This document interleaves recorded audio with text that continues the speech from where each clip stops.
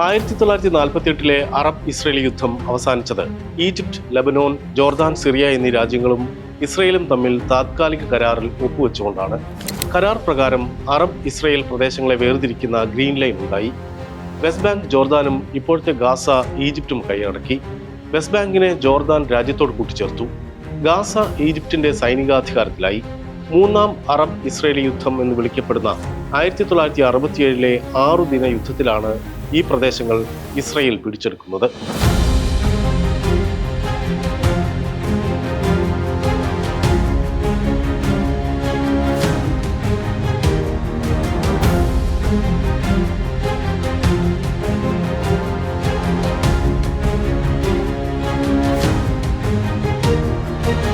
ഇസ്രായേലിന്റെ തെക്കൻ മുനമ്പിലെ നഗരമായ ഐലാത്ത് തുറമുഖത്തേക്കുള്ള ഏകമാർഗമായ ടൈറാൻ കടലിടുക്കിനെ ചൊല്ലിയുള്ള തർക്കം മേഖലയിൽ വീണ്ടും സംഘർഷം സൃഷ്ടിച്ചു.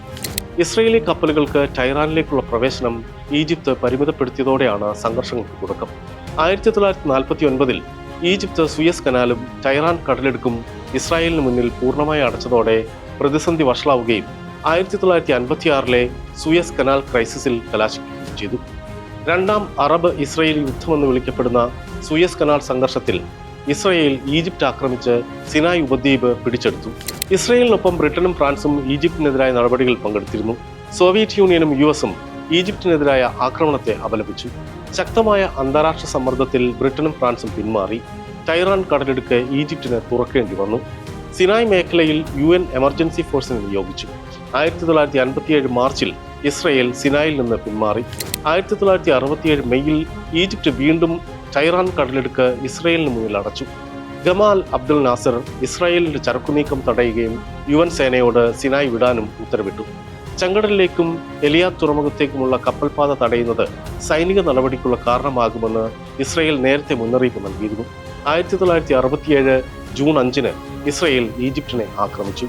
ഇതാണ് 6 ദിന യുദ്ധത്തിന്റെ തുടക്കം.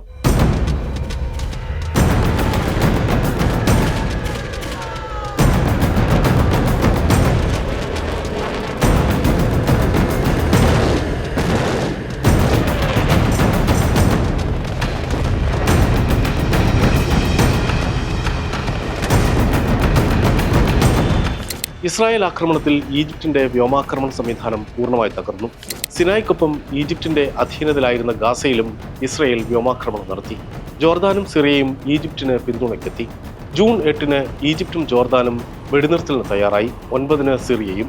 യുദ്ധം അവസാനിച്ചപ്പോൾ സിറിയയിൽ നിന്ന് ഗോലാൻ കുന്നുകളും ജോർദാനിൽ നിന്ന് കിഴക്കൻ ജെറുസലേമും വെസ്റ്റ് ബാങ്കും ഈജിപ്തിൽ നിന്ന് സിനായും ഗാസ മുനമ്പും ഇസ്രയേൽ പിടിച്ചെടുത്തു.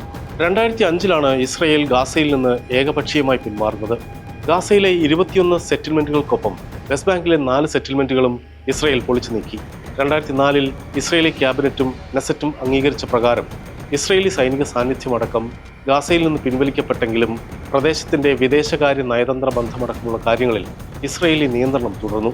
2005 ഇസ്രയേലി പിന്മാറ്റത്തിന് പിന്നാലെയുണ്ടായ നിരവധി രാഷ്ട്രീയ സംഭവ വികാസങ്ങൾക്കൊടുവിലാണ് മുസ്ലിം ബ്രദർഹുഡിൽ നിന്ന് മുളപൊട്ടിയ ഹമാസ് ഗാസയിൽ അധികാരത്തിലെത്തിയത്.